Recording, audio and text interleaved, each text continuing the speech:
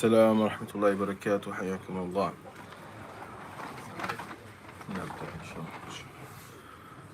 إن الحمد لله نحمده ونستعينه ونستغفره ونعوذ بالله من شرور أنفسنا ومن سيئات أعمالنا من يهده الله فلا مضل له ومن يضلل فلا هادي له وأشهد أن لا إله إلا الله وحده لا شريك له وأشهد أن محمدا عبده ورسوله صلى الله عليه وعلى آله وصحبه ومن سار على سبيله إلى يوم الدين أما بعد.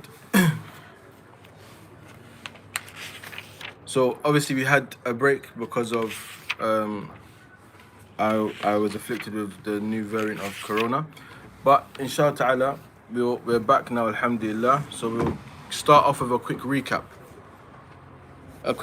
and trying to mention some practical issues in relation to that which we're studying. So what we want to do while we're studying the book of Fiqh, to try and mention some of the practical things that are discussed in relation to the subjects of fiqh also.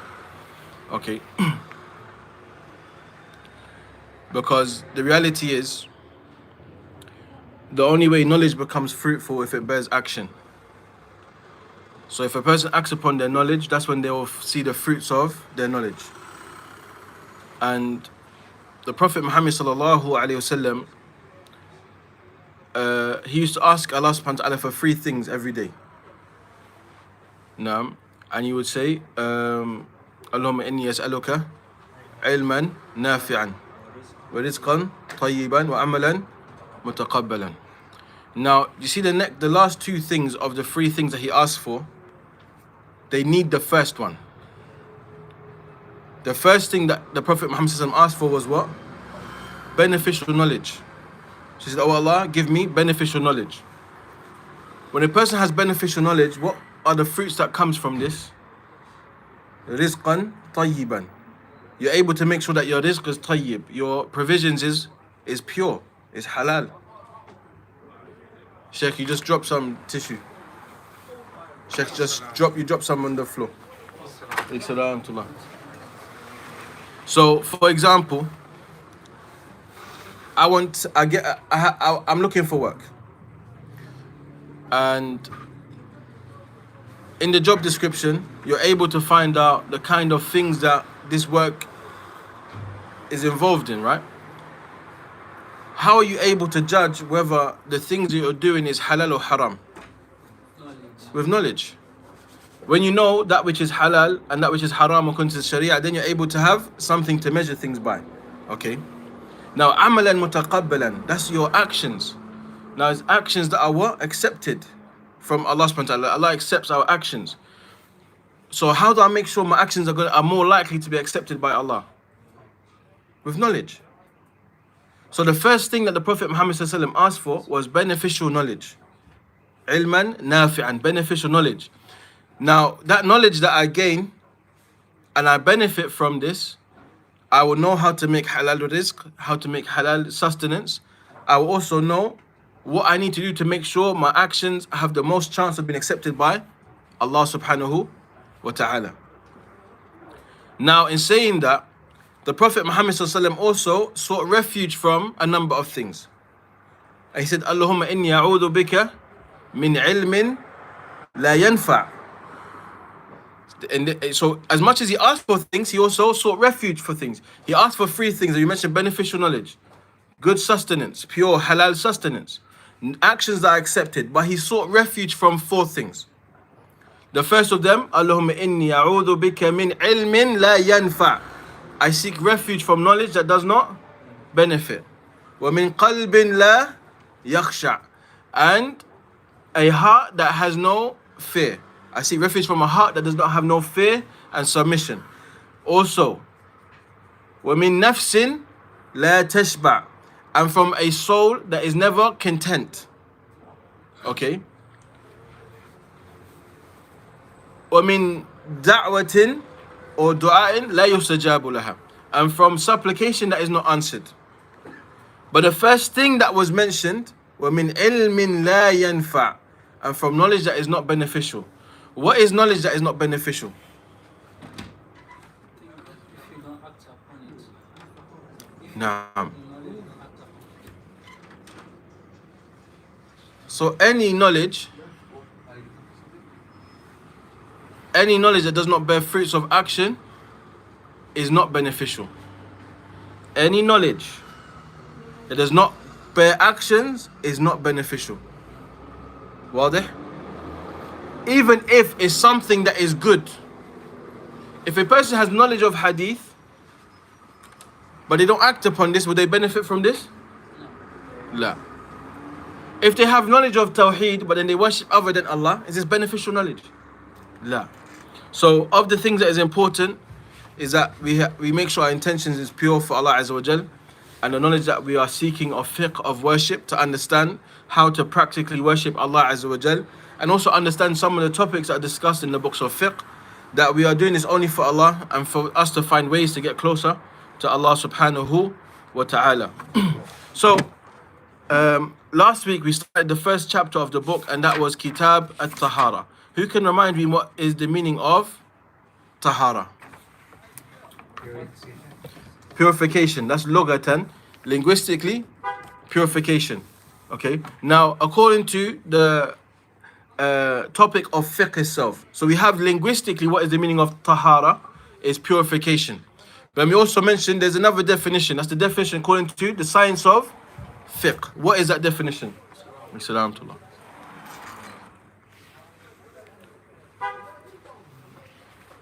No. Something which is clean and it doesn't lose its odor, taste, and smell.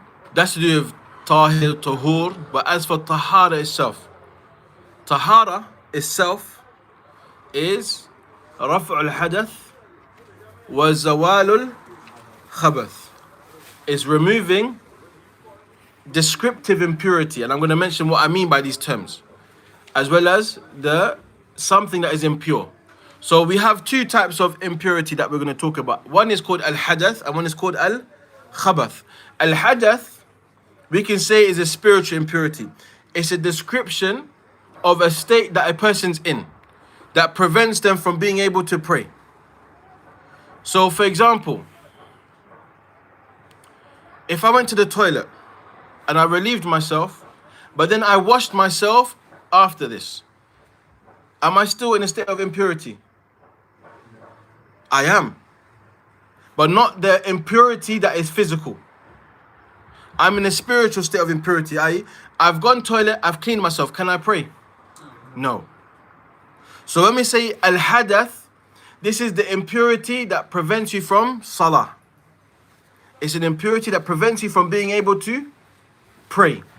As for al-khabath, then this is the impurity that can either be found on your item of clothing, your body, or the place of prayer. Okay, that is called al-khabath.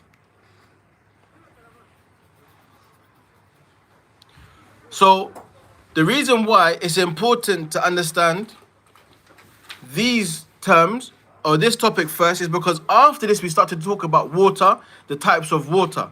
But now we need to know first and foremost, what is water going to be used for? So we start off with the thing that needs to be cleaned, and then what is used to clean it. Okay. So the first thing is al-tahara, purification, according to the science of fiqh, is irtifa' al-hadath, removing spiritual impurity, i.e. the impurity that prevents you from as-salah, by way of al-wudu or ghusl, wudu, وما في معناه والتيمم. Now, of the things that is also mentioned, it says zawal al-khabath. Zawal al-khabath is the ceasing of impurity, literally. Not removing it, because we have izalatul khabath, izalatul najasa. That means a person does the action themselves. It takes an action to be removed. Why some say zawal instead of izala, and this is also important to the Arabic language, because they are similar in meaning but different. Zawal means something to come to an end, to cease. Izala is for you to do an action that makes it go away. So why they say zawal al-najasa or al-khabath is because some impurities can be removed by themselves without an action of your own. For example, if we saw someone urinate outside at night time, these drunkards, the party goers, they urinate outside, they have no shame. Are we going to say that all of the streets are impure? Because when it rains, does not purification happen? Isn't that impurity removed? Did I do anything? Was any action come from myself? No. So that's why it mentions zawal instead of izala. Because when it's zawal and najasa, the removing of, or the ceasing of existence of impurity, because it may be from your action or from natural, not even natural causes, from Allah subhanahu wa ta'ala. Because it's not natural causes. Allah subhanahu wa ta'ala, He's the one who commanded the angel to send down rain. So they obey and the rain comes down. From this process, what happens? The earth is cleansed. Okay. So that's why we say zawal instead of izala. So zawal is impurity coming to an end by itself or by way of an action. As for izala, this means it has to be done by way of an action. You have to do something. Okay. Then we started to speak about al-miyah. Al-miyah is plural of ma, al-ma'u, and ma is water. So then we mentioned, according to the book itself, they mentioned how many types of water are there? 3. But we said there's how many? 2. We said there's 2. Now, the first type of water is Tahorun. Tahorun.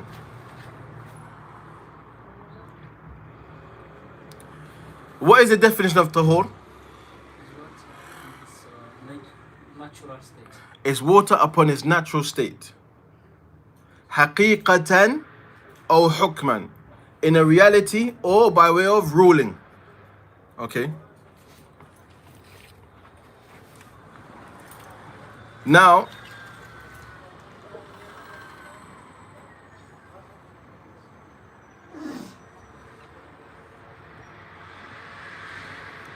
if we look at tahor, then we mentioned, lessons are back in the masjid. Tahor, we mentioned, is water that's is in its natural state. So this could be examples of what? The rain, the river, ocean, a well, any of this. Any water's in its natural state. Nothing's affected. It hasn't changed. Okay? But there's 3 characteristics of water that we always observe, and that is taste, smell, and color.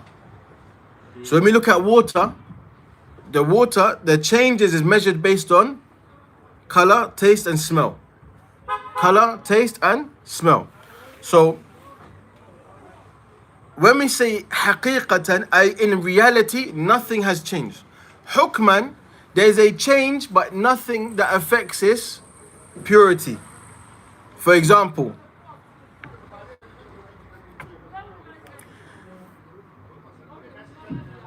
if we had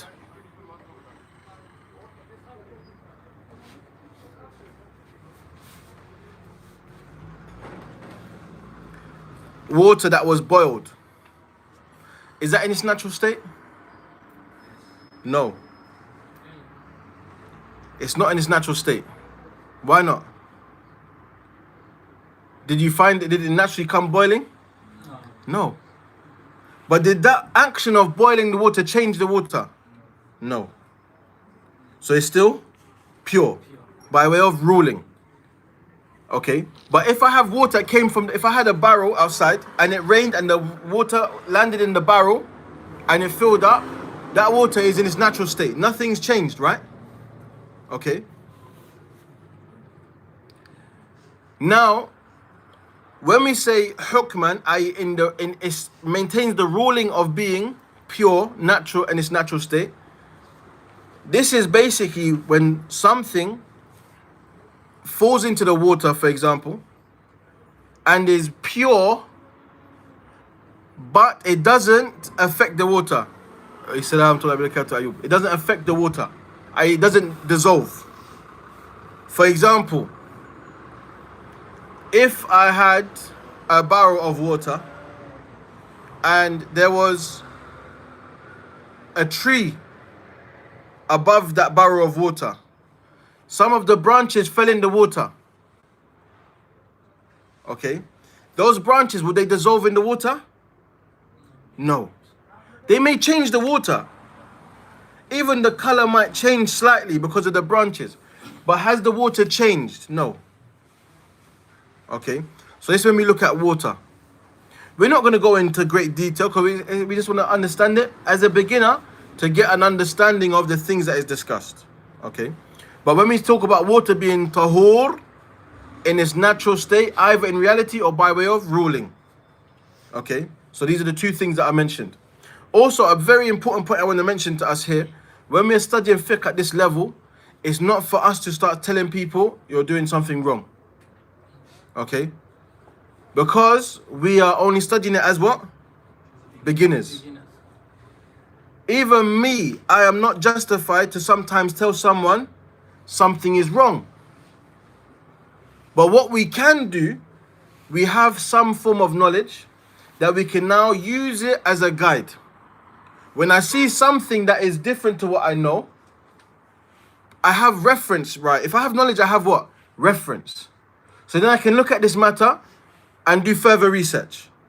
And what happens? Then you can gain more knowledge. For example, you see someone doing something in salah slightly different to how you have learnt salah. Okay? A simple example. When you're in tashahhud, some people point their finger, some people move it. If you've never seen any evidence for moving it and you only know to keep it still, you see someone moving it, you're going to think they're doing something wrong. Or you're going to think they know something you don't know. So what happens? You look into it. Or for example, in the salah, when you get up from ruku', one person puts their hand down by the side, another person puts their hand back on their chest. These differences, what do? You go back to the evidences and then you learn. Why does this person do this? What evidence is he following? Or what's the evidence for this? So everything that we want to do is to be based upon evidence. Okay. So the first type of water we mentioned is tahur. The second type of water, according to the book, is tahir. And we mentioned that is no longer referred to as water. That is no longer referred to as water. Why is that? Because something tahir has mixed with that water to the point that one of its three characteristics has changed. Its taste, its smell, or its color. So much so, we no longer call it water. Wadih? For example, I boiled water and I put it in a jug. Then someone came behind my back and threw a handful of mint leaves in there and squeezed some honey. They're both pure, right? The mint leaves is honey. The mint leaves is pure. The honey is pure. I was angry because I said, bro, you just changed my water. He said, what do you mean? You got tea now. So now I've gone from something pure, which is the water, that I can use to purify myself, to something that is also pure, but now it's no longer called water. It's called mint tea with honey. You see, when we add honey, we have to actually mention the honey as well. You don't just say mint tea, because honey is a special ingredient. So when you make mint tea with sugar, you say mint tea. and they know. But when you want to make it extra, you say, yo, it's minty with honey. Give it some oomph, you know. But now it's no longer called what? Water. Can you make wudu with that? No. Okay. But before anything was added to it, could I make wudu with it? Could I use it to wash myself to pray? Yes. Okay. So this is understanding the terminologies of tahir, tahur, and najis. So we mentioned the first original state of water is tahur. In its natural state, no changes occur to its color, its smell, or its taste. But as for when I took mint leaves and honey, now it's changed in color. Now it's changed in odor, because mint smells nice. Minty smells nice. You can smell it from a mile away. I'm actually craving it now. SubhanAllah. And then it's going to change color too. And it's going to change taste. Everything's going to change. But if someone gave you a cup of mint tea, your mind is not going to think of water at all. So we say, kharaja an musamma. It has left what its original name was of being water, and it's now called mint tea. Same thing with juice, dilute juice. Okay? Even if I added 10 mils of dilute juice to a liter of water, it's going to change in taste, odor, and smell. And now I'm going to call it what? Juice. It's not going to be called water anymore. No one's going to say, oh, it's sweet water. It's red water.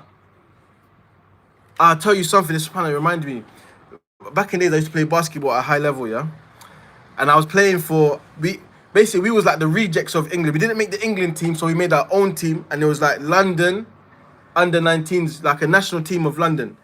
Because England team was just fixed kind of then, you know, politics and sports. So we have to play against Poland's under 19 national team, France's under 19 national team, England's under 19 national team. But Poland, they're strong. They're doing some crazy stuff in the warm-up. Then we see them drinking red liquid. So he said, oh, what's that? They said, water.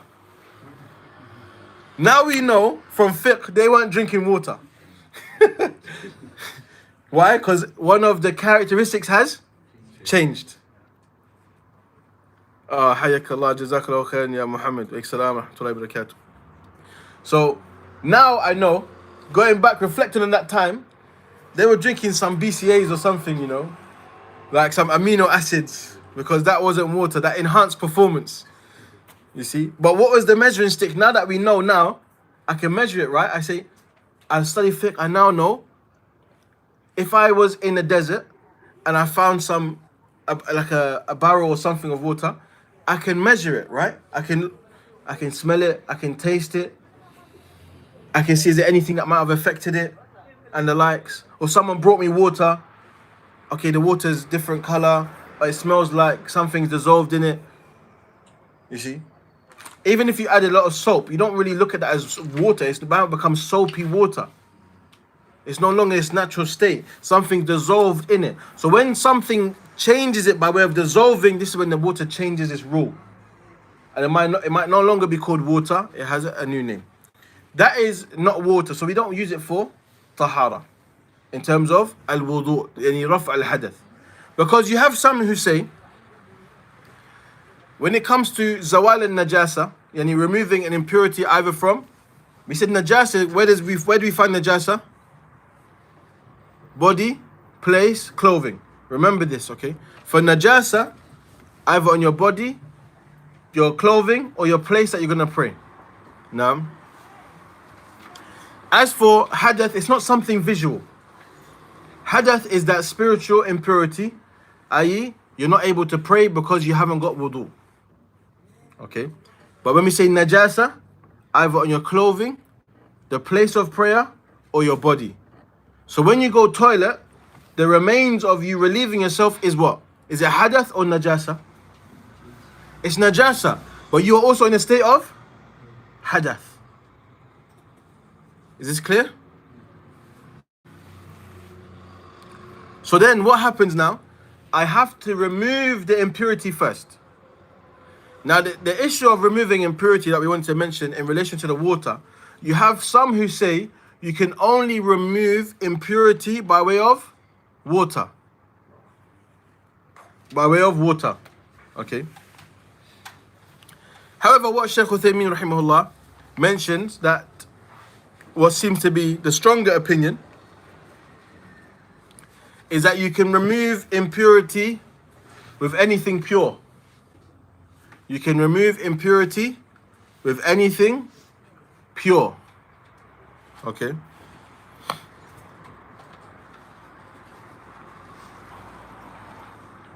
For example,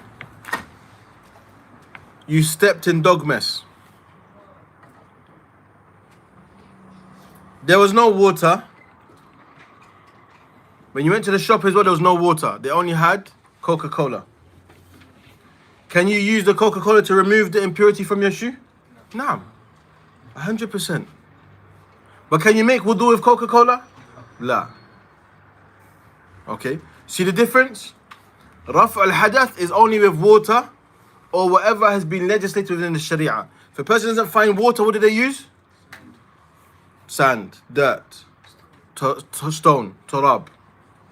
And they make what? Tayammum. Okay. That's going to be discussed also when it comes to making wudu and the likes. But this is a point of benefit while we're on the topic. When can you make tayammum? When there's no water.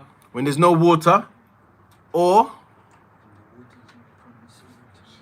when the water is not permissible to be used, or when, if you use water, it will cause you harm. When there's not enough water, you only have enough to drink from it, or feed someone. There's not enough in excess to make it for wudu and to use it for drinking. Okay, so let's say the masjid, all the taps broke. You can't make wudu in the masjid, but there's water in the shop next door. What do you have to do? You have to buy the water. Okay, you have to buy the water. So if there's no water in the masjid and there was a shop next door or very close, they would not cause hardship. You have to buy the water and make wudu with this.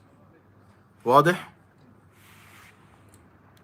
So the third type of water we mentioned is what? A najis. Water that is najis. Okay. Now, water that is najis cannot be used. But let's say, for example, in a state of dire necessity, can you drink water that is najis? No. If you is in a dire necessity and you needed to drink, you can drink water that is najis.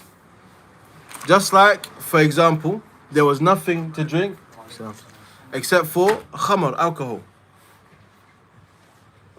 If I'm in a desert, I found a lost camel, and on the back of the camel was 6 bottles of alcohol, no water.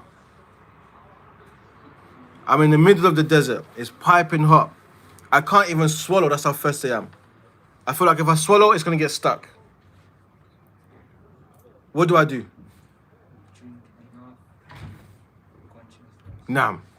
You drink enough of that alcohol to quench your thirst, and that's it. Nothing more.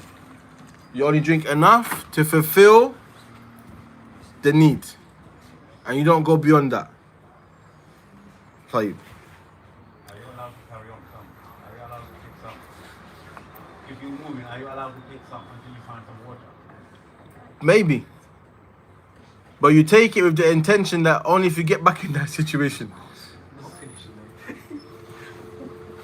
What we don't do is say, I'm going to be like a camel, like I see this camel, so maybe if I drink all of it, it will store. La.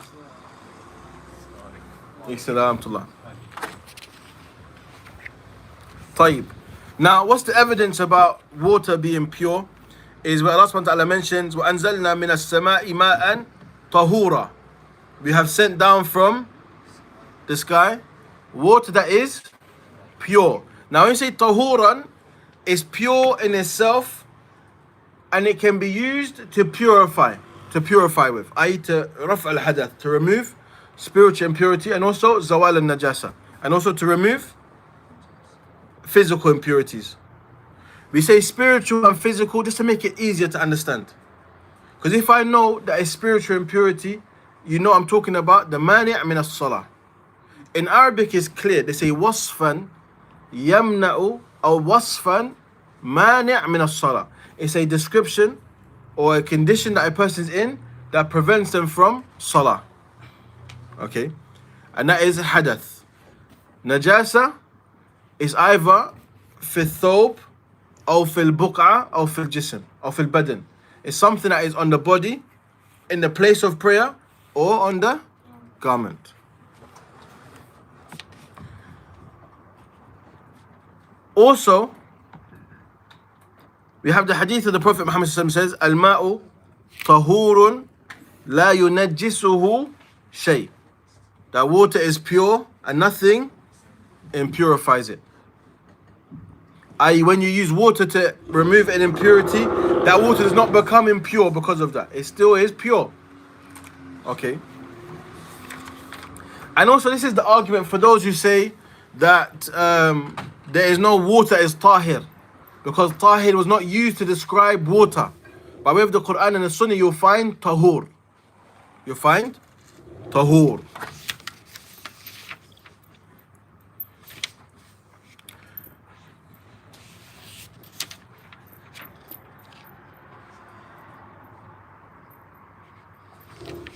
طيب. We also mentioned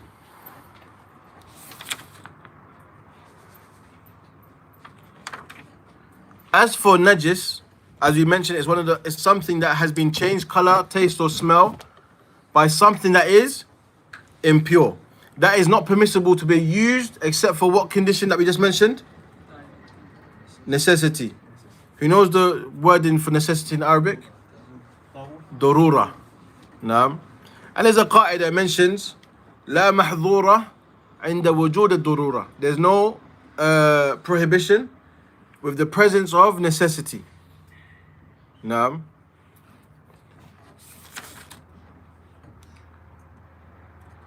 Also, of the things that is mentioned regarding water is what is referred to as al-kathir, al-ma'ul kathir. Yani a lot of water. Why do we mention a lot of water? Because what is mentioned, al-kathir qullatan. Qullatan, how much did we say this was equivalent to? 191. 191 liters. Now, 191 liters and 250 mils.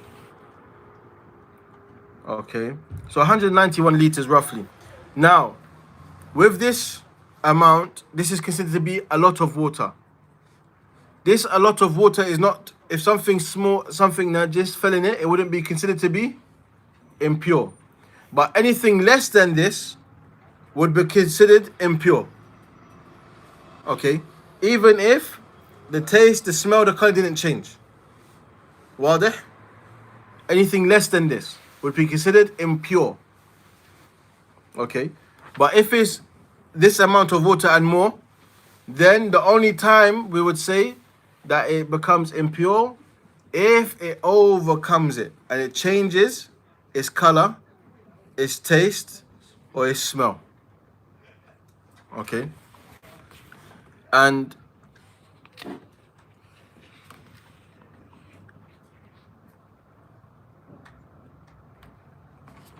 now that is also of the things mentioned, al-ma' al-kathir, a lot of water. Also from the evidence regarding water that we mentioned is the hadith of Abi Huraira, when someone asked the Prophet Muhammad ﷺ when they were traveling by sea. What did the Prophet ﷺ say to them? They said, we only have enough water to drink. So they asked if they can make wudu from the water of the sea. And he said, huwa al-tuhuru ma'uhu al-hillu maytatuhu. Now, so he said, the water of the sea is pure, tahur, that can be used for purifying oneself. Al-hillu maytatuhu, i.e. the dead fish of the sea is halal. You don't have to slaughter fish. Okay, you don't have to say Bismillah. If a fish died, you found a dead fish and you was hungry, you eat the fish, it's fine. Okay, whereas if it was from Hayawan al-Bar, from land animals, what do you have to do? It has to be slaughtered. Okay, has to be slaughtered according to the Sharia. Also,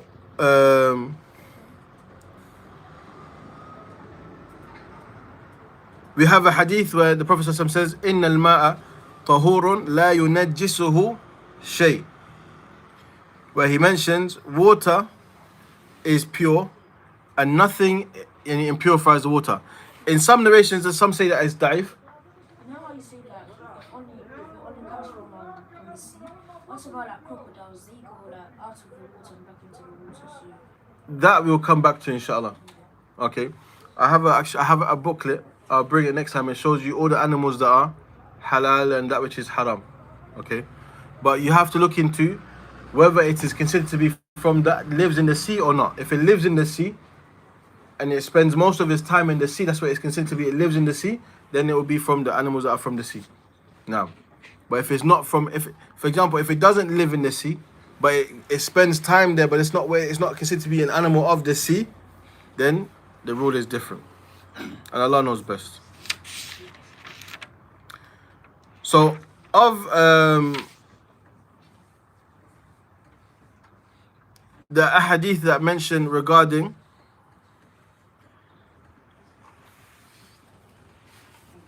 the amount of water being qullatayn, and we mentioned that is about 191 liters. You have a hadith of the Prophet Muhammad ﷺ that mentions إذا كان الماء قلتين لم يحمل الخبث. In another hadith, لم ينجس. So if it is of the amount قلتين, then it does not bear impurity. Does not bear impurity. So that's of the things that are mentioned regarding the amount of water. Now, the next thing to mention now is Ahkamul Aniya. So if you can open Ahkamul Aniya.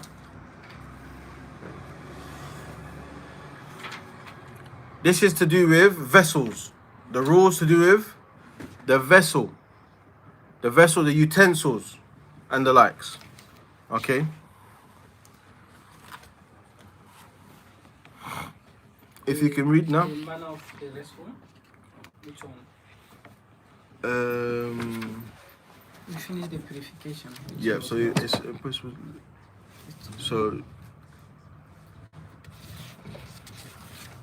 That's the last one. The one we did last time. from here, Tahir vessels now. Oh, okay. The last line of that page. Tahir vessels are permissible to keep and use as long as they are neither gold nor silver. So, of the things that is mentioned now, vessels that we use to store water, we use for food or we eat from it and the likes, it mentions kullu ina'in tahirin. Every vessel is pure. Yubahu ittikhaduhu wa isti'maluhu.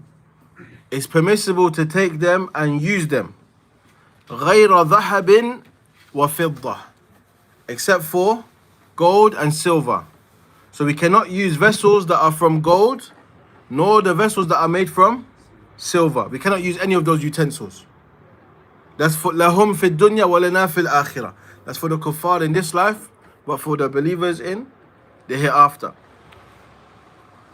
Now it mentions of the things in this regard, the asl, the basis of al-aniya, which is vessels, is at-tahara. لأن الأصل في الأشياء كلها الطهارة. And that is because the asl in everything is tahara, that is pure. So this makes life easy. Everything is pure unless evidence comes to tell you otherwise. Okay? So everything is pure except if there's evidence to tell you that it's what? Min al-najasat. That is from those things that are impure. Also, that is because Allah subhanahu wa ta'ala mentions هو الذي خلق لكم ما في الأرض جميعا. Allah is the one who created for you that which is in the earth altogether. And everything in the earth, Allah has created it for our use, for us to benefit from it. Okay? So anything that Allah tells us we cannot use is because of a wisdom that Allah knows best. Sometimes Allah tells us, sometimes Allah does not tell us. Sometimes there is a harm that is clear, sometimes there's a harm that we are not aware of. But the things that Allah has prohibited us from is because of something that is not beneficial for us. For a harm a potential harm that will come about from it, whether we are aware of it or not. And the things that Allah has made permissible for us is for our own maslah, for our benefit. There is a benefit in it for us. Okay? So when a person looks at the things that Allah has prohibited, even if you like that thing, Allah knows that it's not good for us. For example, alcohol. Is there benefits in alcohol? Naam. Allah mentions that there's manafi', but there's also sin. There's evil, and the evil is greater than the benefit. Allah mentions that in Surah Al-Baqarah. Okay, so if we look at alcohol as an example, what are the benefits of alcohol? The one who sells it makes money, right? It's £1 million business. The one who sells it makes money. But what's the evils of alcohol that we know? Zawal al-aql, person losing the intellect, losing control of their actions. So from the evils of it, there is way more evils than there are things that are beneficial to us. There are way more evils in it than there are benefit. So Allah subhanahu wa ta'ala will prohibit from us that which is a means of harm to us, whether we are aware of the harm or not. Okay? So when he mentions وَكُلُّ إِنَاءٍ طَاهِرٍ كَالْخَشَبِ وَلَوْ ثَمِينَ وَكَالْجَوْهَرِ. So here it mentions every vessel or utensil is pure, whether it's made out of wood, whether it's made out of expensive stones, any precious stones, precious metals, it's still pure. It's not impure.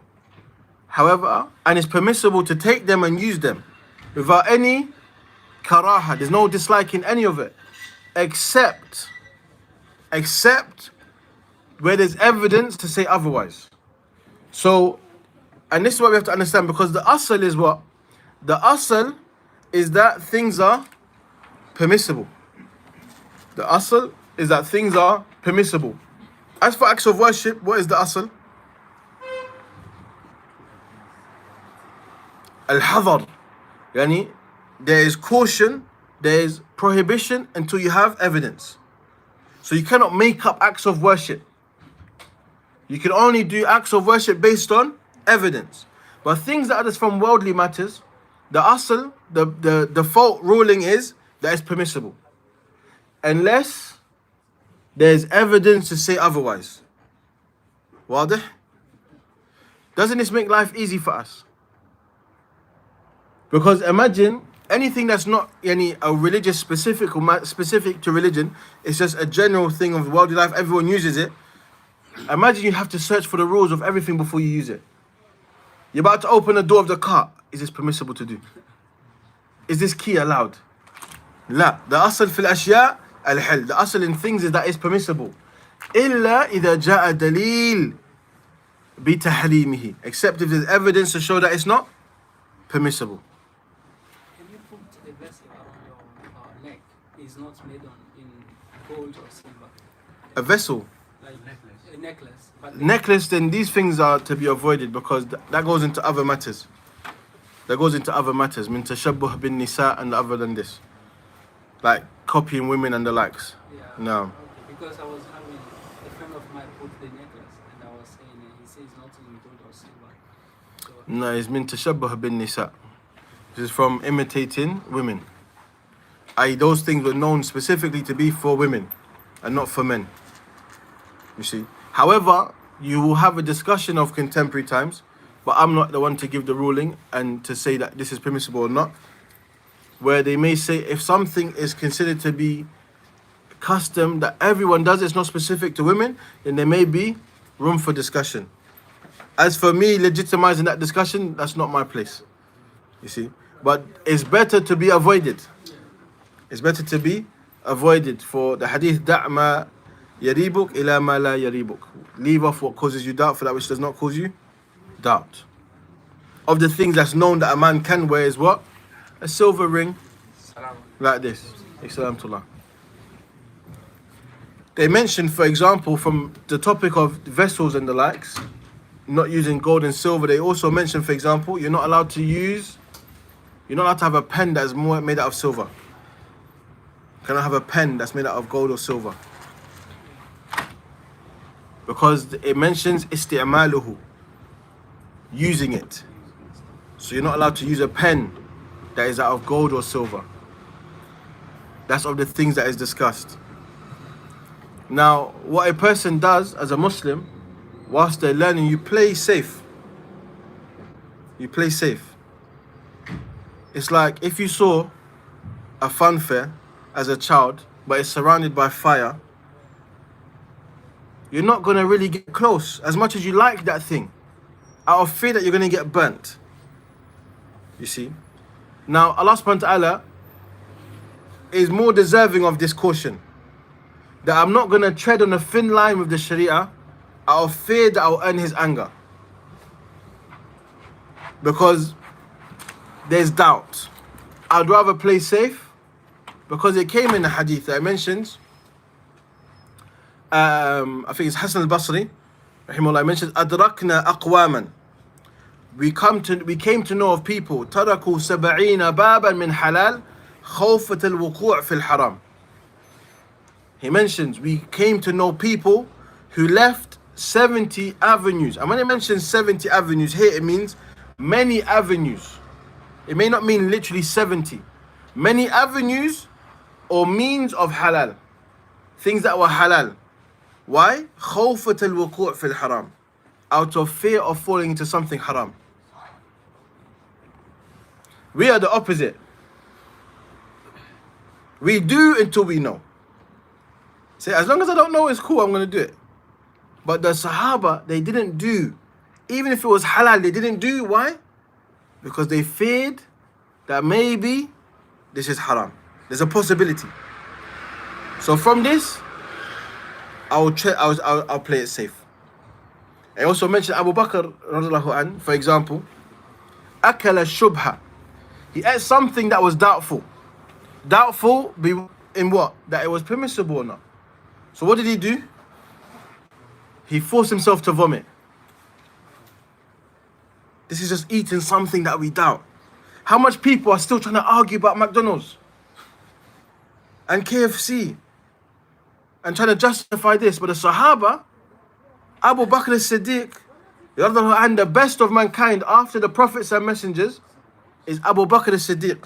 The best of mankind after the prophets and messengers is Abu Bakr as-Siddiq. He ate something that he was doubtful and he forced himself to vomit.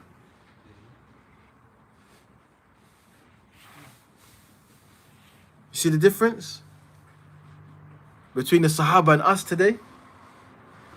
Allah al-Musta'an. So, when it mentions al-ittikhadh, this means to take and hold. You need to possess vessels. They're all permissible except for gold and silver. So not only is it impermissible to use them, it's also impermissible to possess them. Okay?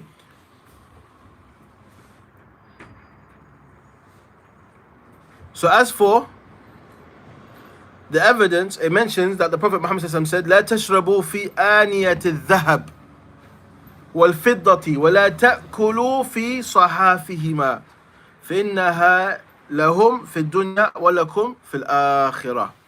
So it mentions, do not drink from gold vessels, nor silver, nor do you eat from their plates. Gold and silver plates, you don't eat from this, nor with the utensils, anything from the utensils of eating and drinking. Gold and silver, you stay away from it. He says, فَإِنَّهَا لَهُمْ فِي الدُّنْيَا. It is for them. Who is them? The kuffar. In this life. وَلَكُمْ فِي الْآخِرَةِ. And for you in the hereafter. And this is mentioned in Surah Al-Insan. It's mentioned in Surah Al-Insan. نعم. الآية ذهب عني الآن. But inshallah, go back to Surah Al-Insan. You'll see the ayah that mentions and makes reference to this. Inshallah ta'ala. So what is mentioned, as for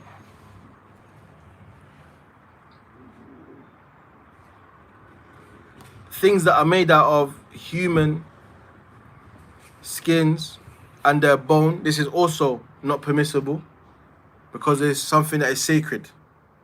This is something that Allah has made sacred.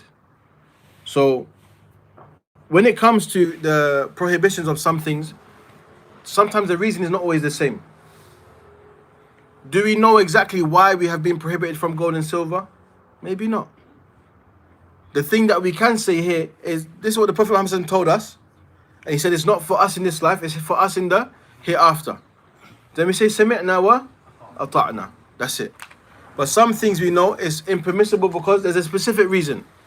Sometimes the reason changes with different things. So for example, we're not allowed to use gold and silver. But also what is mentioned in the explanation, that we can't use things that are made out of human as well. Because this is something Allah has made sacred. So it's just gold and silver utensils, right? The men can have silver rings. Silver rings, yeah. So it's still silver. But we mentioned you can't have a silver pen though. Yeah. So it's But it's utensils and things that you use. But as for any permissible, because the Prophet had a silver ring, so we can have this. Okay. Now, what is mentioned, the types of usage regarding gold and silver vessels is of three categories. It said the first of them is استعمالها في الأكل والشرب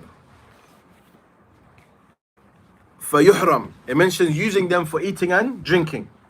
It says this is impermissible. And it also mentions وقد حكي الإجماع على ذلك. We have mentioned the different types of evidence, okay? Sources of evidence for us are four. The Quran and the Sunnah. And they are mustawa wahid. They sit there ala nafs al-mustawa. They're on the same level. Why? Because they're both revelation from Allah Azza wa Jal. After this we have what? Ijma'. What is ijma'? Ijma' al-ulama. It has to be ahl al-ilm, the people of knowledge. And that is consensus between them. They all agree unanimously on a matter, on a ruling. Then we have after this, qiyas. Now, al-adhan.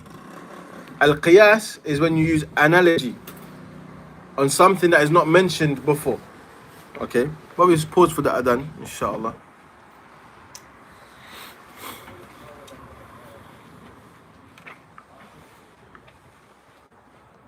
الله أكبر الله أكبر الله أكبر الله أكبر أشهد أن لا إله إلا الله أشهد أن لا إله إلا الله أشهد أن محمدا رسول الله أشهد أن محمدا رسول الله حي على الصلاة حي على الصلاة حي على الفلاح حي على الفلاح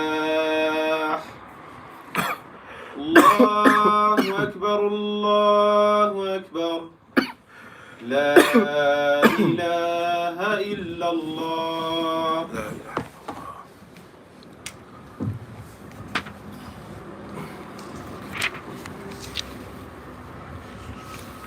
So the next thing mentioned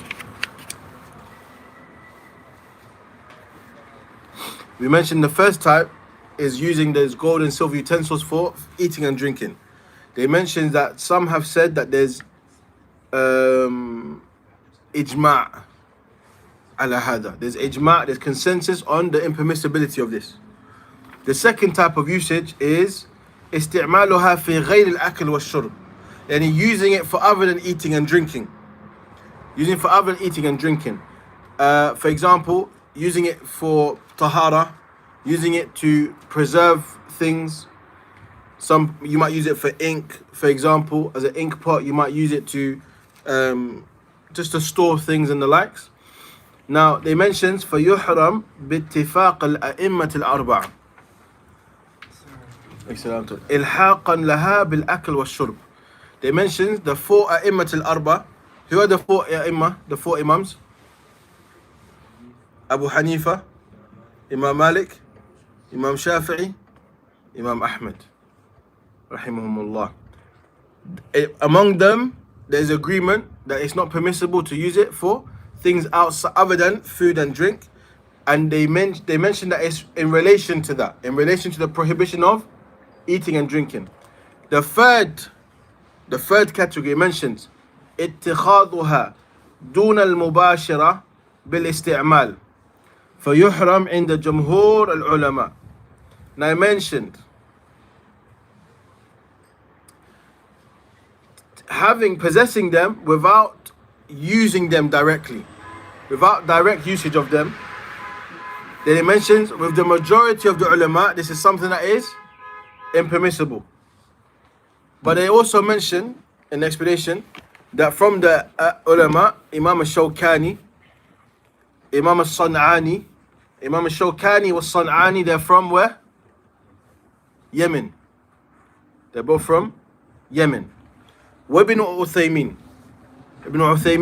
rahimahumullah, they are on the permissibility of storing, possessing gold and silver vessels, and also the permissibility of using them in other than eating and drinking. Because of the hadith of Uthman ibn Abdullah ibn Muhab, قال أرسلني أهلي إلى أم سلمة زوج النبي صلى الله عليه وسلم بقدح من ماء من فضة فيه شعر من شعر النبي صلى الله عليه وسلم. As it mentions here, that his family sent him to Salama, the wife of the Prophet Muhammad sallallahu alaihi wasallam, with a cup of water from silver, a silver cup of water. Within it was a strand of hair from the hair of the Prophet Muhammad sallallahu alaihi wasallam. As this was something that had been done at the time of when someone was afflicted with ayn and the likes. Okay, now at the time of when the Prophet sallallahu alaihi wasallam was alive, when he was alive. Okay, but here it mentions that he was carrying what? A silver cup, right? So they mention لأن النهي ورد في الأكل والشرب خاصة فلا يلحق به غيره. So they mention because the prohibition was in drinking and eating specifically, then we do not attach anything else to that. We do not attach anything else to that ruling. So when we look at the ruling of this, we look at it based on the evidence. That's what that opinion is saying. The evidence is specifically warning against eating and drinking from them. I'll look at what Shaykh Uthaymin mentions here, because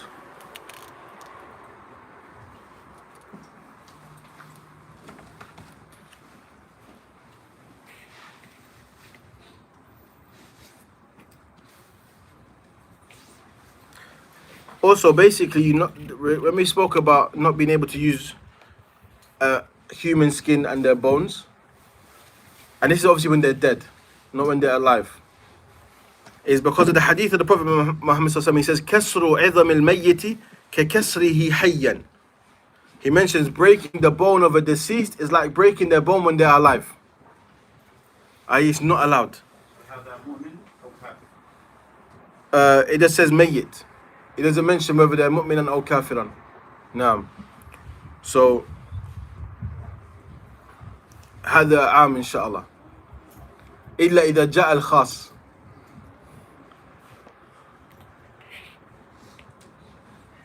Because من ألفاظ العموم المضاف إلى المعرفة. So here we have that here. So this is am, inshallah, until we have something specific.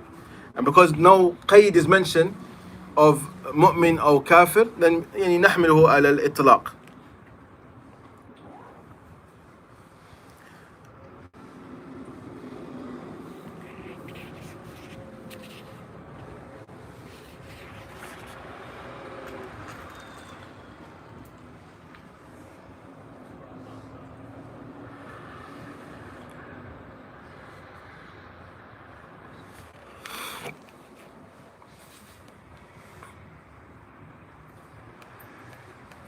Also, regarding the prohibition of using gold and silver, it mentions الذي يشرب في آنية الفضة فإنما يجرجر في بطنه نار جهنم.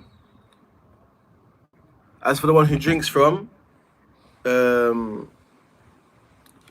silver, a silver vessel, then they are yani, within their stomach is the fire of Jahannam. So again, that's severe caution from drinking from. Because of that mention that there's a punishment, that shows it's from the kaba'ir of the dhunub, it's from the major sins. So to drink or eat from gold or silver is from the major sins. Why? Because there's specifically a punishment that is mentioned. Because there's a punishment specifically mentioned, we know this is from the major sins.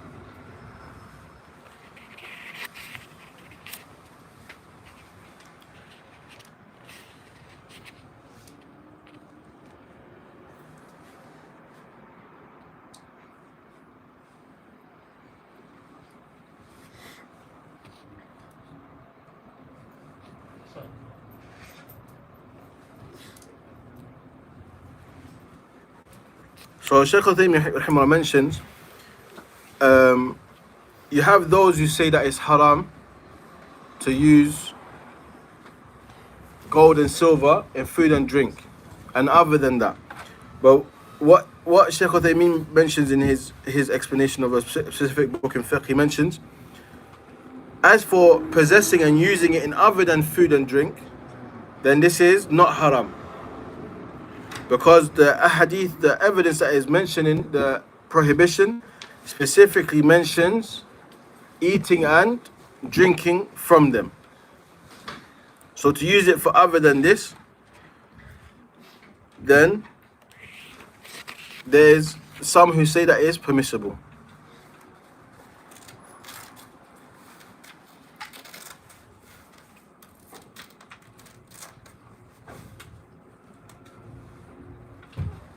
And as we mentioned, the hadith that mentioned when some were afflicted with ayn and the likes, the Prophet Muhammad ﷺ, it would send a strand of his hair in a silver cup of water, and they will be sent as a means of istishfa, a means of medicine.